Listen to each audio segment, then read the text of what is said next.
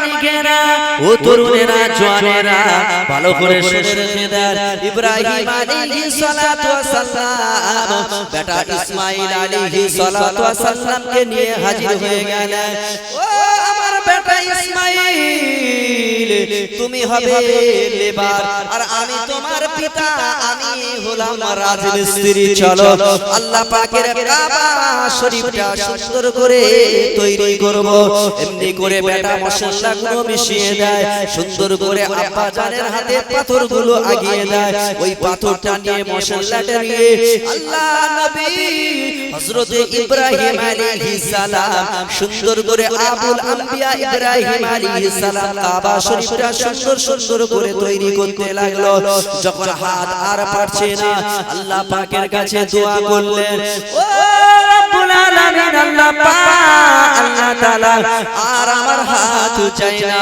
আমি কি করে কাবা শরীফটা গাঁথা কাজ সম্পূর্ণ করব আমার আল্লাহ পাক আল্লাহ তাআলা বানিয়ে দিলেন ও ইব্রাহিম তুমি একটা পাথরের উপরে ওঠো ওই পাথরের উপরে উঠে বিসমিল্লাহ আল্লাহু আকবার বলে তুমি ওঠো ওটার সঙ্গে সঙ্গে তুমি দেখতে পাবে আল্লাহ নবী ইব্রাহিম আলাইহিস সালাতু ওয়াস সালাম ওই পাথরের উপরে বিসমিল্লাহ আল্লাহু আকবার বলে পা দুটো দিলেন ওই পা দুটো দেওয়ার পরে ওই পাথরটা আলোকে হাওয়ায় উড়ে উড়ে উড়ে উড়ে সারা জায়গায় ঘুরে একবার উঁচু যায় একবার নিচু আসে ওই পাথরটা লিফটের মতো সেদিনকে কাজ করেছিল আর ইব্রাহিম আলাইহিস সালাতু ওয়াস সালাম ওই পাথরের সাহায্যে আল্লাহর কাবা ঘর কমপ্লিট করেছিলেন আরো জোরে হবে না ইব্রাহিম আলাইহিস সালাতু ওয়াস সালাম বেটা ইসমাঈল আলাইহিস সালাতু ওয়াস সালাম কাজ যখন কমপ্লিট করে দিলেন আমার আল্লাহ পাক আল্লাহ তাআলা ইলহামের মাধ্যমে জানিয়ে দিলেন এ আমার খলিল ইব্রাহিম ও ইসমাঈল ইসমাঈল ইব্রাহিম তোমরা বাপ বেটা আমার কাবা ঘর তৈরি করে দিয়েছো আমি আল্লাহ পাক বিনা পারিশ্রমিকে আমি কিছুই নিতে চাই না আমার কাবা ঘর তোমরা তৈরি করেছো এই কাবা ঘরে আখিরি জামানা নবীর উম্মতিরা এসে তারা আল্লাহ পাকে আমার কাবা ঘর তওয়াফ করবে আর এই কাবা ঘর তওয়াফ করার কারণে আমি আল্লাহ তাদের জিন্দেগির সাগীরা কবিরা গুনাহগুলিকে maaf করে দেব আরো জোরে হবে না কাবা ঘর তৈরি কমপ্লিট হয়ে গেল আল্লাহ বললেন ইব্রাহিম এই বেটা ইসমাঈল এদিকে এসো আমি আল্লাহ তোমাদের রোজ দিতে চাই রোজ আচ্ছা আল্লাহ রোজ দেবে আল্লাহ রোজ দেবেন কাকে ইব্রাহিম আর ইসমাঈল আলাইহিস সালামকে ইব্রাহিম আলাইহিস সালাম বললেন আল্লাহ তোমার ঘর কাবা করলাম এই কাবা ঘরে কত মানুষ আসবে তারা তওয়াফ করবে আমরা ওটাই খুশি হব আমাদের ওটাই সওয়াব হবে আমরা পরিশ্রম রোজ টাকা নিতে চাই না আল্লাহ বললেন না আমি আল্লাহ বিনা পারিশ্রমিক ওই কাবা ঘরকে আমি আল্লাহ তৈরি করতে চাই না তোমরা কাজ করেছো তোমাদেরকে পারিশ্রমিক নিতে হবে কি নেবে বলো ইব্রাহিম আলাইহিস সালামকে বললেন তুমি কটা নেবে বলো যে কটা চাইবে সে কটা ইব্রাহিম আলাইহিস সালাম বললেন আল্লাহ আমি বেশি চাই না আমার তিনটে পারিশ্রমিক দিতে হবে কাবা ঘরে করার কারণে কটা পারিশ্রমিক জোরে বলেন কথা বলেন কটা পারিশ্রমিক দিতে হবে তিনটে কে বলছে ইব্রাহিম আলাইহিস সালাম আল্লাহ আমার তিনটে পারিশ্রমিক দিতে হবে আল্লাহ বললেন চাও আমি আল্লাহ অবশ্যই দেব আচ্ছা বাপ আমাদের যদি আল্লাহ বলে এই আমার বান্দা তোমার কি চাও তুমি বলো তাহলে কি হবে বলেন মাথা খারাপ হয়ে যাবে শুধু বলবো টাকা দাও সোনা দাও শুধু টাকা এই সমাজে টাকা ছাড়া কিছু আছে বাপ টাকার পিছনে ছুটতে ছুটতে কতরা যুদ্ধ ছিঁড়ে গিয়েছে তার ঠিকানা নাই কিন্তু মসজিদে গিয়ে কত যুদ্ধ ছিঁড়েছে আপনি বুকে হাত দিয়ে বলেন ভালো কাজে জলসায় আসবে না ভালো কাজে আসবে না অথচ ড্যান্স হাঙ্গামা যেখানে খারাপ কাজ হবে সে জায়গায় গিয়ে গিয়ে মদের জুয়া আড্ডায় তোমার টিভির আড্ডায় যে জায়গায় চায়ের দোকানে বসে বসে টিভি দেখছে কড়া জুতো ছিঁড়ে গিয়ে ঠিক নাই কিন্তু ভালো কাজে একটা জুতো আমাদের ছেড়ে না তাই কবি বলেছেন টাকার সঙ্গে তোমরা যেমন ভালো ব্যবহার করবে, আবার টাকা কিন্তু আবার তোমাদের খারাপ হবে না, হবে না। দুনিয়াতে টাকার জন্য মানুষ মার্ডার হচ্ছে না, হয় না? এই টাকার জন্য খুন হচ্ছে। আবার এই টাকার জন্য একটা মানুষ আযাবে জাহান্নাম থেকে সে জান্নাতে যাচ্ছে। কেন? কেউ যদি মসজিদে দান করে এই টাকা, আমার আল্লাহর নবী বললেন ওই মসজিদে দান করার কারণে আল্লাহ তার জন্য জান্নাতের ঘর আল্লাহ তৈরি করে দিল। একবার চিল্লে বলুন। যারা মাদ্রাসায় দান করলো, ওই মাদ্রাসার ছেলেপিলেরা যত লেখাপড়া শিখবে, যত কোরআন শরীফ তেলাওয়াত করবে, আর গ্রামের মানুষেরা যত টাকা দান করলো, আল্লাহ পাক আল্লাহ তাআলা কবরে শুয়ে শুয়ে ওই মানুষটার কিয়ামত পর্যন্ত সাদকায়ে জারিয়া সব তার কবরে আল্লাহ পাঠিয়ে দেবে। একবার চিল্লে বলুন সুবহানাল্লাহ। তাই কাবা ঘর তৈরি করার পরে তিনটে জিনিস দেওয়া হলো। আমার নবীর শান দেখে, কারণ নবীর আলাপ আলোচনা। ও আমার সোনার মানিকেরা, ও তরুণেরা, ও জওয়ানেরা, ও আমার নবী পাকের গোলামেরা, আল্লাহর নবী ইব্রাহিম আলাইহিস সালাতু ওয়াস সালাম আল্লাহ পাক বলেছিলেন, ও রব্বুল আলামিন, আমি নবী ইব্রাহিম আমার তিনটে জিনিস দিতে হবে। তিনি টাকা চান না, টাকা চান না। আমরা হলে টাকা পয়সা ধন সম্পত্তি সোনা দানা গাড়ি বাড়ি সব কিছু আল্লাহর কাছে চাইতাম।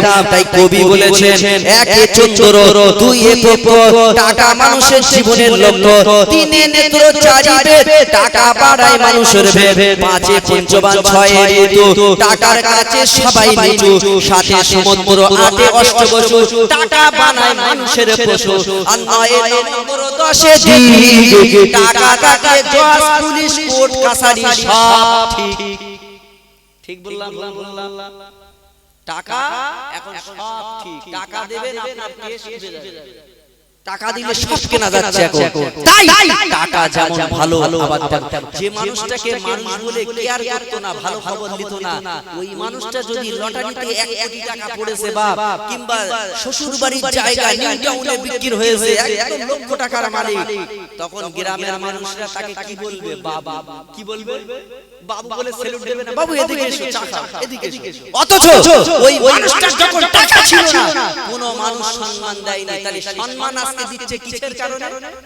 টাকার কারণে। প্যারা হাজির, তাই টাকা যেমন ভালো, আবার টাকা কালো। কিছু মানুষের আল্লাহ টাকা দিয়েছে, কিন্তু ও মনে করে এই টাকা দিয়ে সারা জীবন ইয়াশ করব, আল্লাহর ঘরে, মাদ্রাসা, মসজিদে, জলসায় টোটালি টাকা দেব না, ভালো কাজে টাকা দেব না।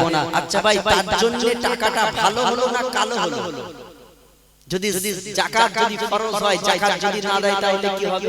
ওই টাকাটা অজগার সাফ হয়ে তাকেই সবল দিয়ে তাকে শেষ করে দেবে, তার আযাব দিতে থাকবে। তাই টাকা সঠিক জায়গায় আপনাকে মূল্যায়ন করতে হবে। আল্লাহ পাক বললেন, ইব্রাহিম কি চাই বলো? নাম্বার 1, আল্লাহ আমি যে কাবা ঘর তৈরি করেছি আপনার কাছে আমার আর একটা আরজু আছে।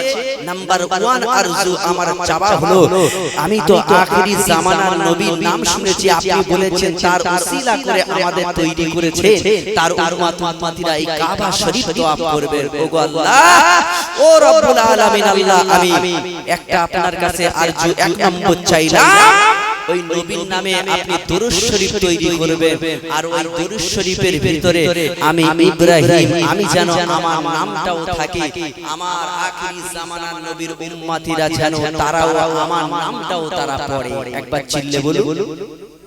আচ্ছা, পড়িনি নামাজ যারা পড়েন নামাজিরা, বাবা দরুদে ইব্রাহিম আপনারা পড়েন? কি বলেন তো? আল্লাহুম্মা সাল্লি আলা মুহাম্মাদিন ওয়া আলা আলি মুহাম্মাদিন কামা সাল্লাইতা আলা ইব্রাহিম ওয়া আলা আলি ইব্রাহিম ইন্নাকা হামিদুম মাজিদ। পড়েন না? পড়েন না? তাহলে ইব্রাহিম আলাইহিস সালামের সঙ্গে আমার নবীর নাম এর ভিতরে আছে না নাই?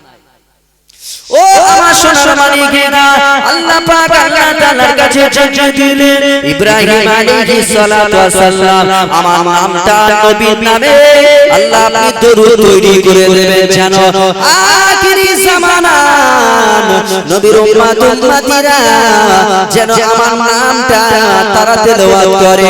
তাই আমার আল্লাহ পাক আল্লাহ তাআলা নামাজের ভিতরে দরুদে ইব্রাহিম আমার আল্লাহ বানিয়ে দিলে আরো জোরে হবে না?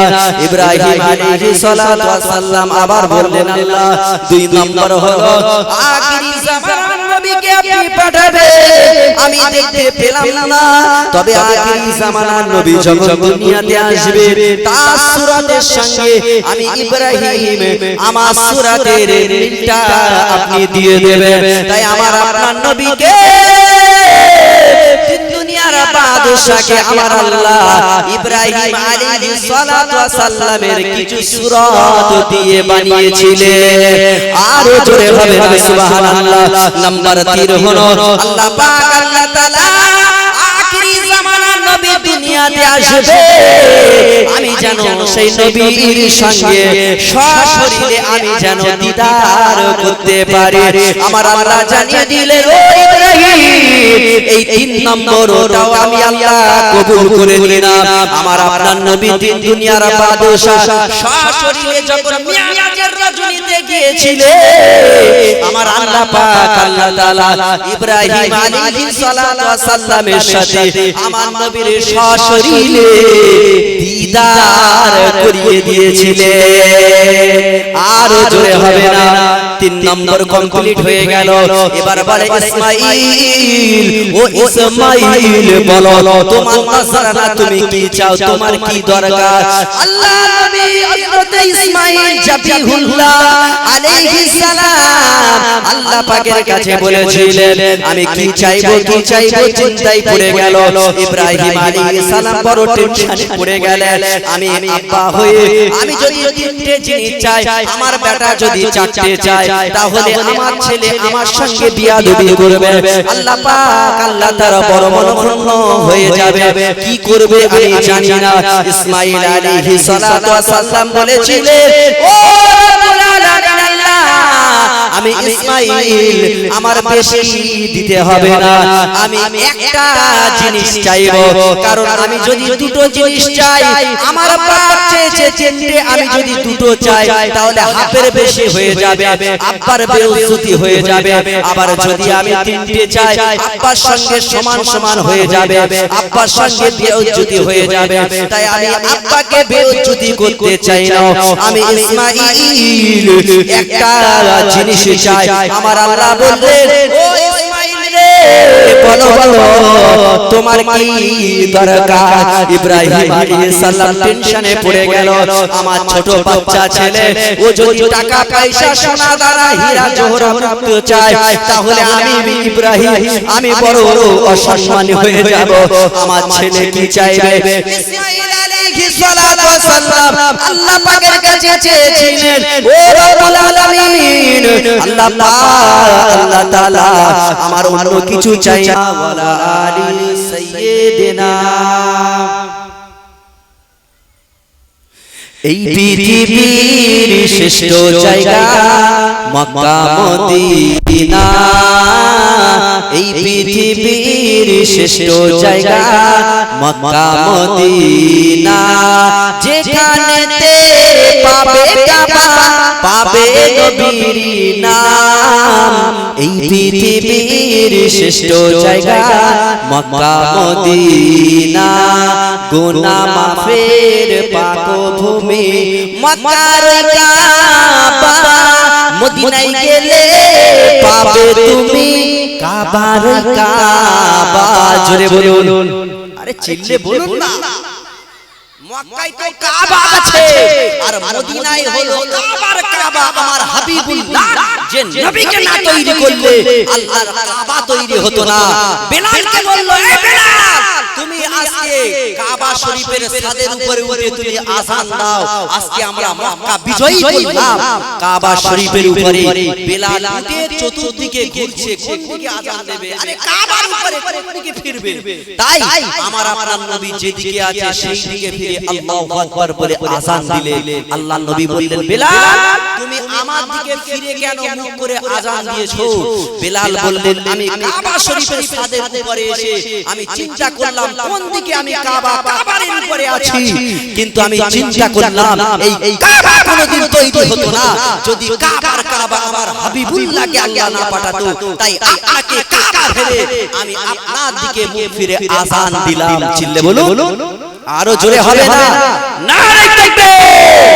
গুনাহ মাফের পাক ভূমি মক্কার কাবা, মদিনায় গেলে পাবে তুমি কাবার ওই কাবা মদিনায় গেলে পাবে তুমি কাবার ওই কাবা যেখানে আছেন শুয়ে মোদের সাইয়েদিনা এই পৃথিবীর শ্রেষ্ঠ জায়গা মক্কা মদিনা প্যারা হাজিরিন আমার আব্বা জানেনা ইসমাঈল আলাইহিস সালাতু ওয়াস সালাম আল্লাহ পাকের কাছে বললেন ও রব্বুল আলামিন আল্লাহ পাক আল্লাহ তাআলা আমার একটা জিনিস দিতে হবে আল্লাহ পাক আল্লাহ তাআলা বলেছিলেন ইসমাঈল কি তোমার দিতে হবে তুমি বলো ইসমাঈল আলাইহিস সালাম বলেছিলেন ও রব্বুল আলামিন আল্লাহ পাক আল্লাহ তাআলা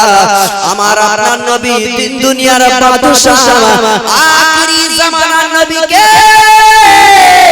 অন্য কোন বংশে আপনি পাঠাবেন না আমি ইসমাঈল আমার বংশে পাঠাতে হবে আর আমার বংশের আর কোন নবী পাঠাতে পারবেন না আমার আল্লাহ পাক আল্লাহ তাআলা ইসমাঈল আলাইহিস সালাতু ওয়াস সালামের দোয়াকে কবুল করে নিয়ে তাই আখিরি জামানার নবীকে ইসমাঈল আলাইহিস সালামের বংশের ভিতরে একটাই নবীকে পাঠালেন সেটা হলো আমার আপনার নবী আরো জোরে হবে না ইসমাঈল আলাইহিস সালামের বংশের ভিতরে একটা নবী এসেছে সেই নবীর নাম হলো কি বাবা আহমদ মুহাম্মদুর রাসূলুল্লাহ আম্মা জান আমিনা বলছেন আমি স্বপ্নই দেখলাম দেখতে পেলাম স্বপ্নের ভিতরে আল্লাহর মালায়েকা ফেরেশতারা তারা এসে বলছেন ও মা আমিনা তোমার গর্ভে যে সন্তান আছে ওর নাম রাখবে আহমদ একবার চিল্লে বলো আরো জোরে বলো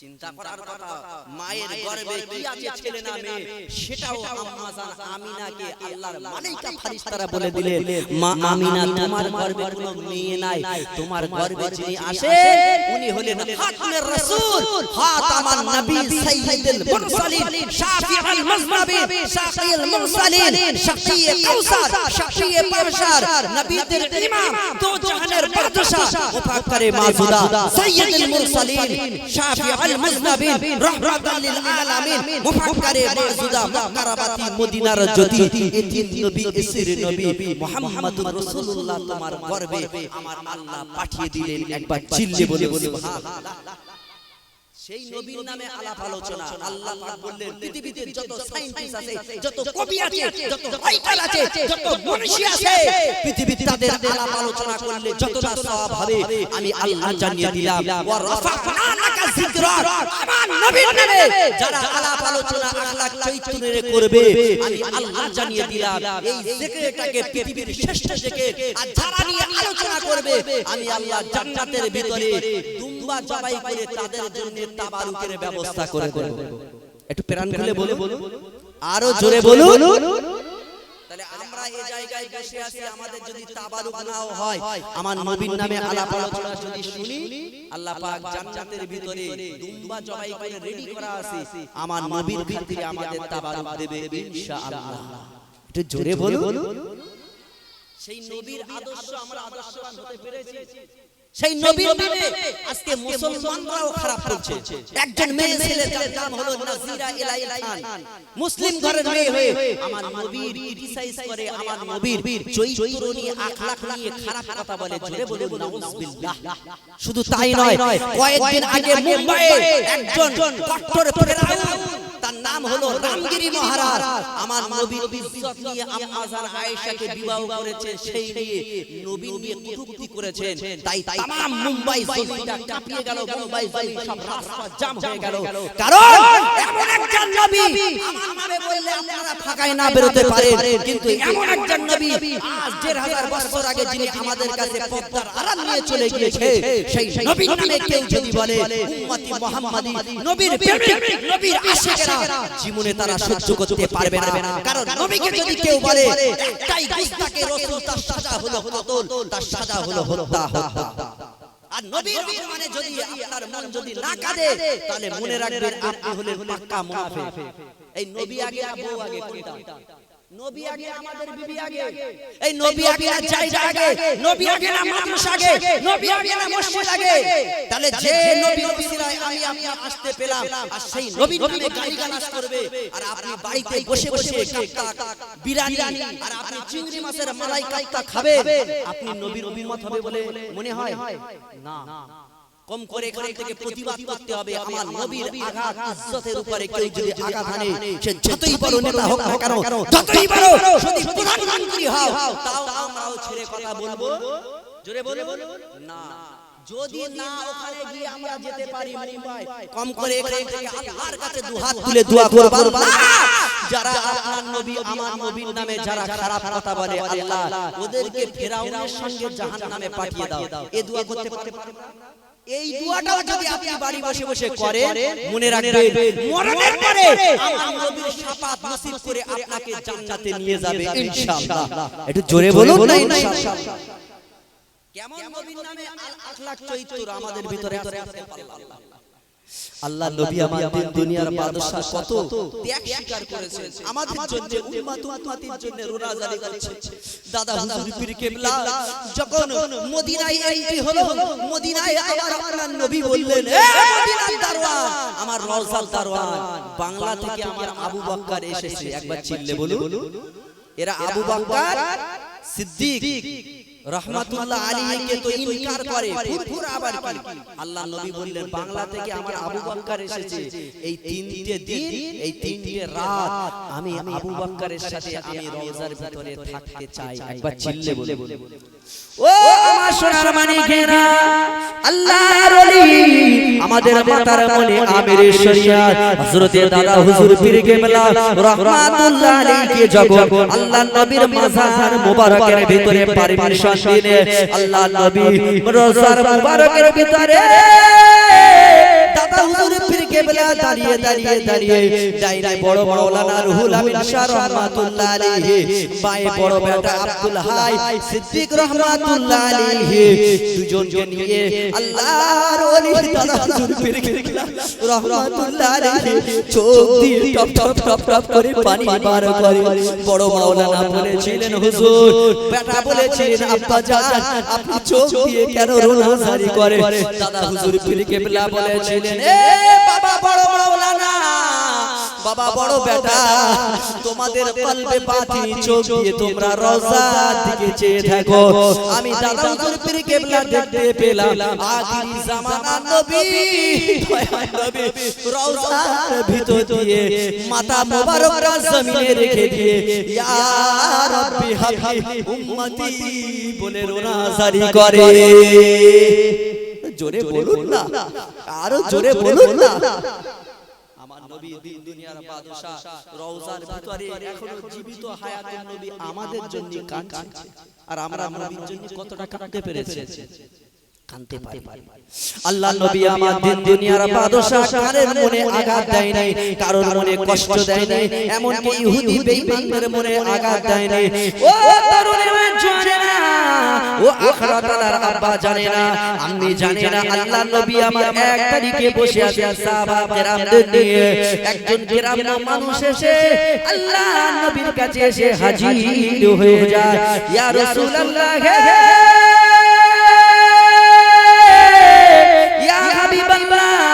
হুজুর আপনার কাছে নজরানা স্বরূপ কিছু আঙ্গুর ফল এনেছি। ইয়া রাসূলুল্লাহ, ইয়া হাবিবাল্লাহ, আমার বিবি সাহেবা পাঠিয়ে দিয়েছে, আপনি যদি আঙ্গুর ফলটা আমার সামনে খান আমি বড় খুশি হয়ে যাব। আল্লাহ নবী আমার আঙ্গুর ফলটা নিলেন, আল্লাহ পাকের শুকরিয়া আদায় করলেন। শুকরিয়া আদায় করে আল্লাহ নবী আমার ওই গ্রামের মানুষের সামনে একটা একটা করে আঙ্গুর ফলটা খাওয়ার পরে সব আঙ্গুর ফলগুলো শেষ করে দিলেন। এতটা আঙ্গুর ফল সব শেষ করে দিলেন। ওই সময় তো ওই মানুষটা হাসি মুখে খুশি মুখে আমার নবীকে সালাম দিয়ে বিদায় নিয়ে চলে গেলেন। মজার ব্যাপার এই জায়গায় যেই মানুষটা চলে গেল, সাহাবা কেরামেরা এই মুখের পানে চাচ্ছে, ওই মুখের পানে চাচ্ছে। কেন? আল্লাহর নবীর কাছে যখন নজরানা স্বরূপ আনতে আশেপাশে যারা থাকতেন সকলকে দিতেন। কিন্তু আঙ্গুর ফল আল্লাহর নবী কাউকে দিলেন না, এক একটা সব করে সব খেয়ে সব শেষ করে দিলেন। সাহাবারা বলেন, দেখেছেন আল্লাহর নবী আজকে আমাদের দিল না কেন, কি ব্যাপার? এই কথাটা যখন ওরা বলছে, আলাপ আলোচনা করছে, আমার নবী বলেন, সাহাবা কিরামেরা, আমি বুঝতে পেরেছি তোমাদের মনের ভিতরে কি হচ্ছে। কারণ গায়বের খবর, মনের খবর আমার আল্লাহ পাক আল্লাহ তাআলা আমার নবীকে জানিয়ে দিতেন। একবার চিল্লে বলুন সুবহানাল্লাহ। একজন ইহুদি এসেছে, একজন ইহুদি আল্লাহর নবীকে পরীক্ষা করার জন্য আসলো। ইহুদিটা আসার সময় রাস্তা জঙ্গলের উপর দিয়ে এসে হাজির, আর জঙ্গলের ভিতর দিয়ে পায়রা একটা কবুতর বাসা বেঁধেছিল। ওই কবুতর আর ও ছেলে মেয়ে দুটো একসাথে ধরে আর জামার ভিতরে ঢুকিয়ে লুকিয়ে আল্লাহর নবীর কাছে এসে হাজির। আল্লাহর নবীর কাছে পরীক্ষা করছে। ও মুহাম্মদ, আব্দুল্লাহর বেটা মুহাম্মদ, তুমি নবী বলে দাবি করো, তুমি রাসূল বলে দাবি করো, আখিরি জামানার নবী বলে দাবি করো, আমার এই জামার ভিতরে কি আছে যদি বলতে পারো, তাহলে আমি ইসলাম ধর্ম গ্রহণ করব।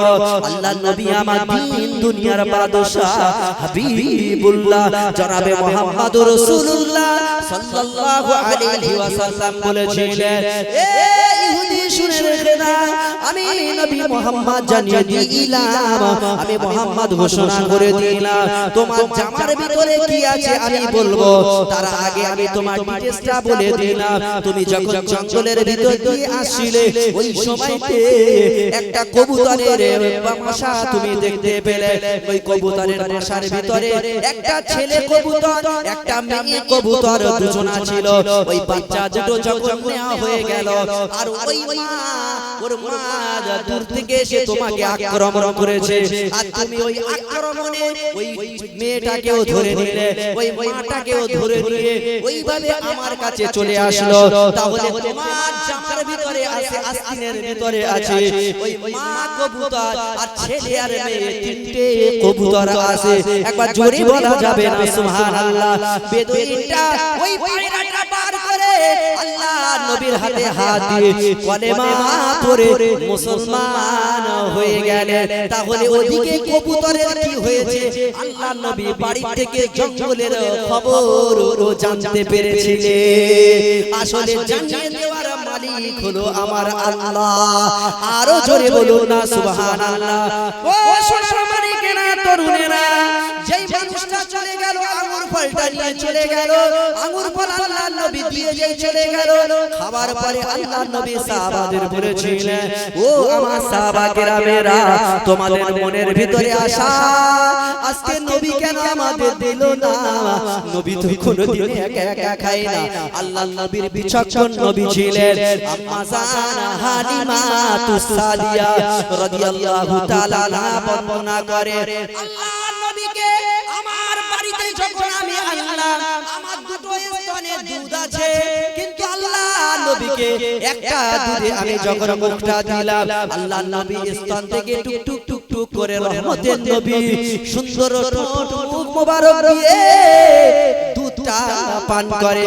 আমি আরেকটা স্তনে মুখটা যেই দিতে গেলাম, আল্লাহ নবী কোনোদিন একটা স্তনে দুধ পান করলেন না।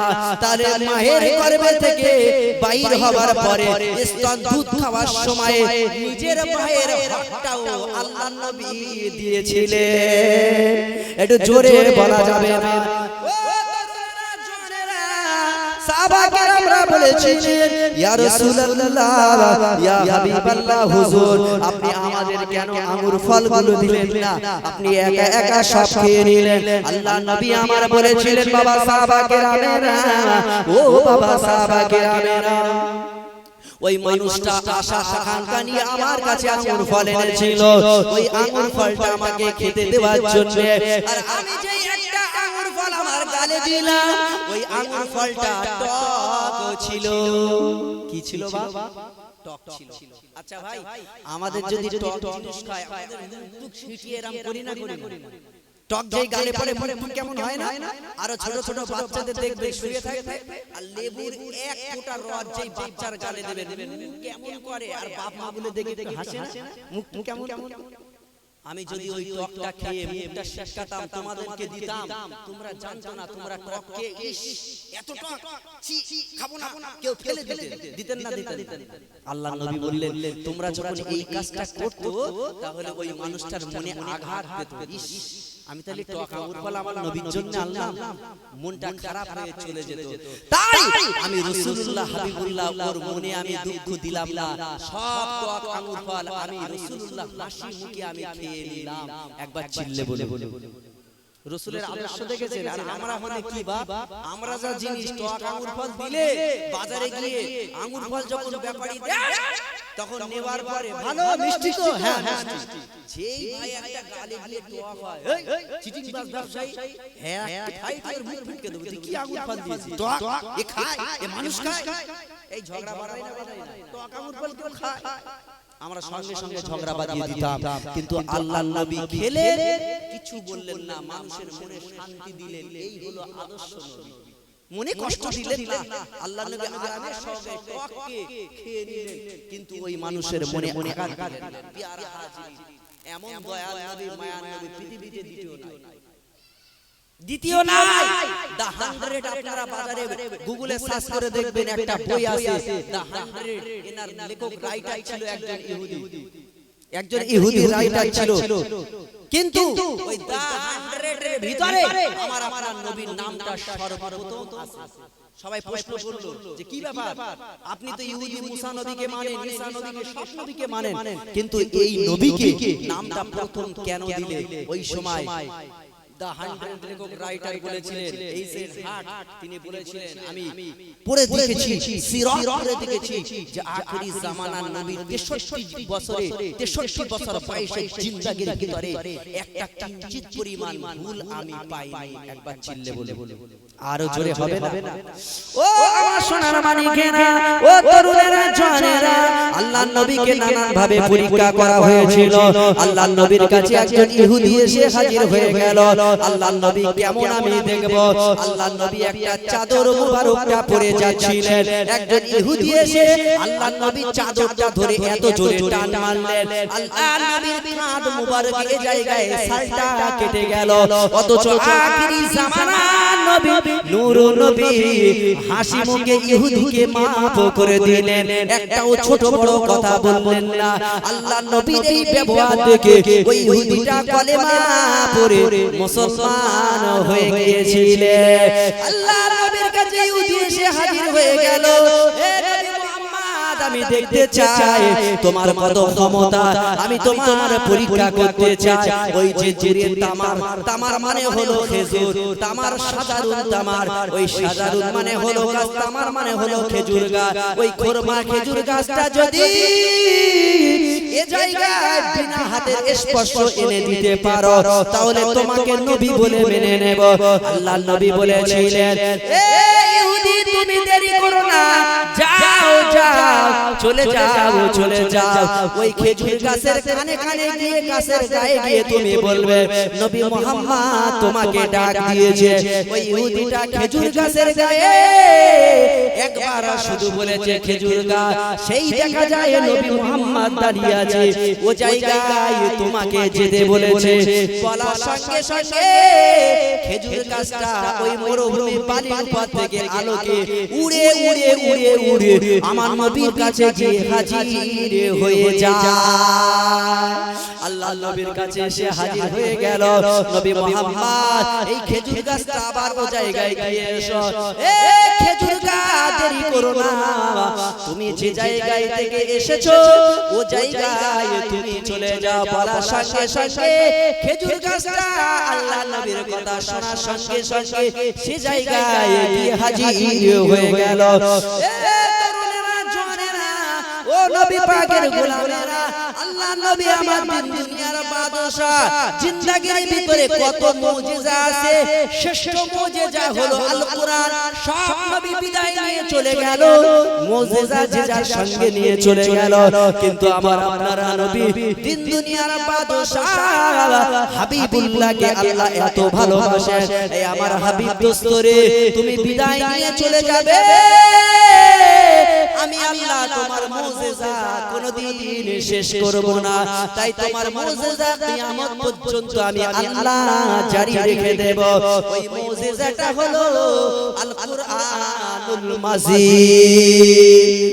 আরো জোরে হবে না, আরো জোরে হবে না।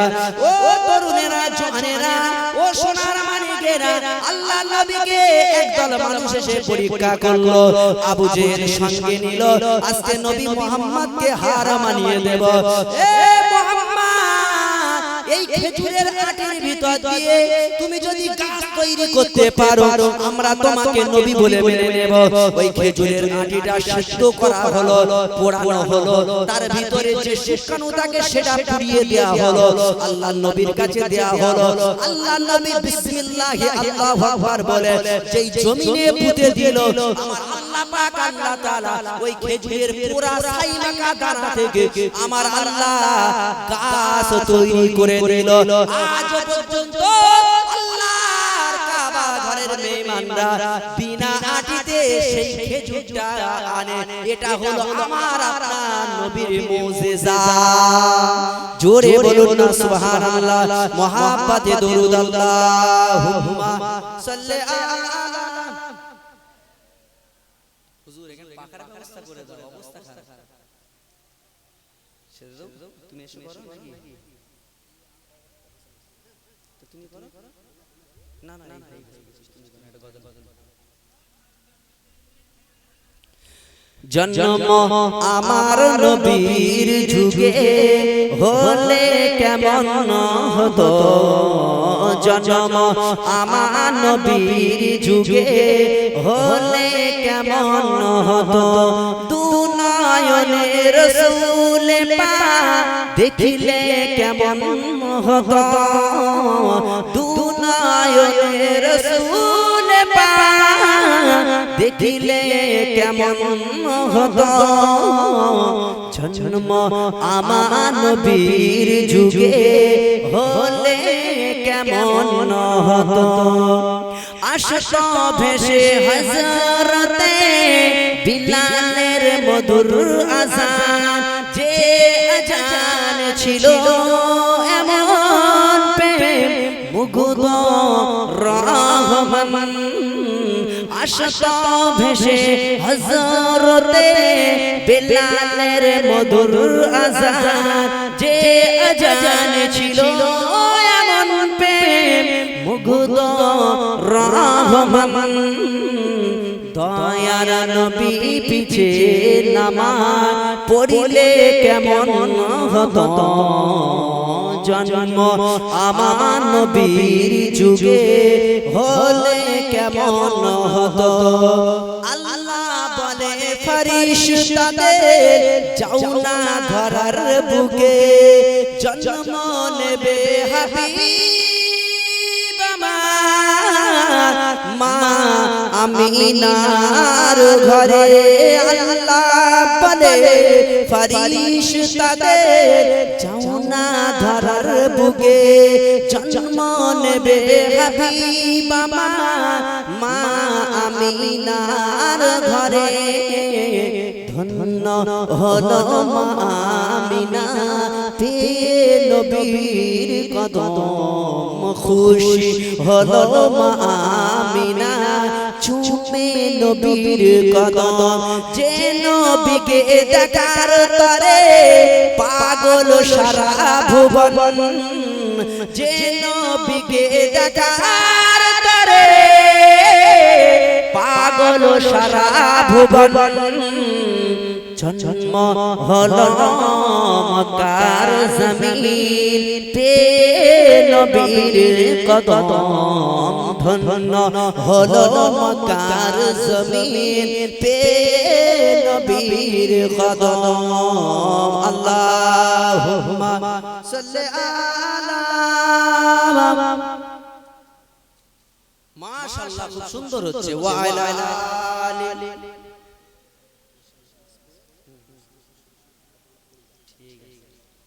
আমার আব্বা জানেরা সোনার মানিকেরা আমার বন্ধুবার মাওলানা খুব মনের ভালোবাসার সম্পর্ক আপনারা জানেন দুজনের একেবারে অন্তরঙ্গ তার মানে দুজনের এত ভালোবাসা মহব্বত আপনারা জানেন না আলেমে ভালোবাসা ভালো আবার আলেমের শ্রোতাদের ভালোবাসা ভালো আল্লাহর নবী হাদিসের ভিতরে বললেন কুল্লুল আলিম তোমরা আলিম হয়ে যাও মুতাআল্লিমান এমনি করে তিনটে কথা বললেন আলেম হও আলেম যদি না হও আলেমের সাথে একটু মহব্বত আর ভালোবাসা রাখো আরে ভাই আতর ব্যাপারীর দোকানে যদি আপনি বসেন আচ্ছা আপনার গায়ে কি পায়খানার গন্ধ লাগবে না আতরের গন্ধ লাগবে কোনটা খুশবু লাগবে আর কয়লা দোকানে ওটা বসা কি লাগবে কি লাগবে আতর লাগবে তাই আলেমের সঙ্গে উঠা বসা করতে হয় মহব্বত করতে হয় আলেম যদি না হতে পারো দূর থেকে আলেমের সমালোচনা করো না আলেমের ভালোবাসো মহব্বত করো একদিন এই ভালোবাসা এই মহব্বত আল্লাহ হয়তো আপনার জান্নাতের ভিতরে সঙ্গী বানিয়ে দিতে পারে বলুন ইনশাআল্লাহ